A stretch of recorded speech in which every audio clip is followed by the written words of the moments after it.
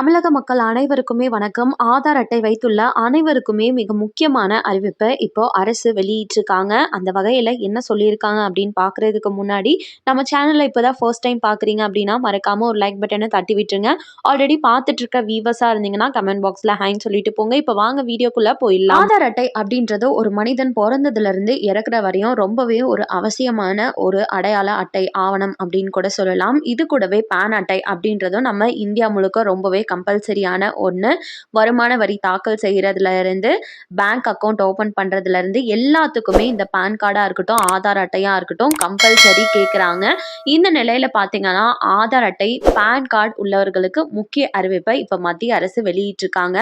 அதுவும் கடும் எச்சரிக்கை அப்படின்னு கூட சொல்லலாம். புதிதாக வெளியிடப்பட்டுள்ள வரைவு வருமான வரி விதிகள் 2026 படி ஆதார் பேன் இணைப்பை மேற்கொள்ளாதவர்களின் பேன் கார்டு செயலிழந்ததாக அறிவிக்கப்படும். இதனால் வரி செலுத்துவோர் நேரடியாக பண இழப்பை சந்திக்க நேரிடும் அப்படின்னு சொல்லியிருக்காங்க.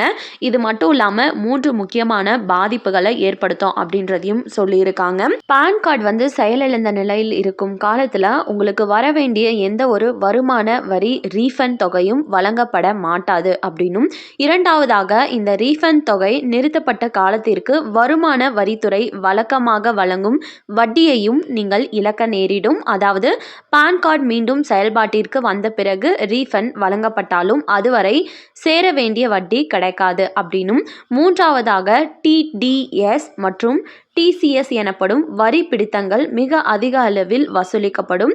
இது யாருக்குன்னா சம்பளம், வங்கி வட்டி அல்லது தொழில்முறை வருமானங்களுக்கு சாதாரண விகிதத்தை விட 2 மடங்கு அல்லது 20% வரை பிடிக்கப்பட வாய்ப்புள்ளது அப்படின்னு சொல்லியிருக்காங்க. அதாவது நீங்கள் சம்பளம் வாங்கக்கூடிய நபராக இருக்கீங்க, உங்களுக்கு டிடிஎஸ் இதெல்லாம் பிடிக்கிறாங்கன்னா ஃபார் எக்ஸாம்பிளுக்கு 10% பிடிக்கப்பட வேண்டிய இடத்துல 20% வரி பிடிக்கப்படும் அப்படின்றத சொல்லியிருக்காங்க. கிரெடிட் கார்டு இல்லைனா டெபிட் கார்டு இது ரெண்டும் விண்ணப்பிக்கணும் அப்படின்னா பேன் கார்டு அவசியம். டிமேட் கணக்கு தொடங்குறதுக்காக இருக்கட்டும், இது அனைத்திற்குமே பேன் கார்டு அப்படின்றது ரொம்பவே அவசியமான ஒன்று. ஸோ நீங்கள் இன்னும் பேன் கார்டுடன் ஆதார் அட்டையை இணைக்காமல் இருக்கீங்க அப்படின்னா உங்களுக்கு ஆல்ரெடி பேன் கார்டு செயலற்றதா மாறி இருக்கும்னு நினைக்கிறேன்.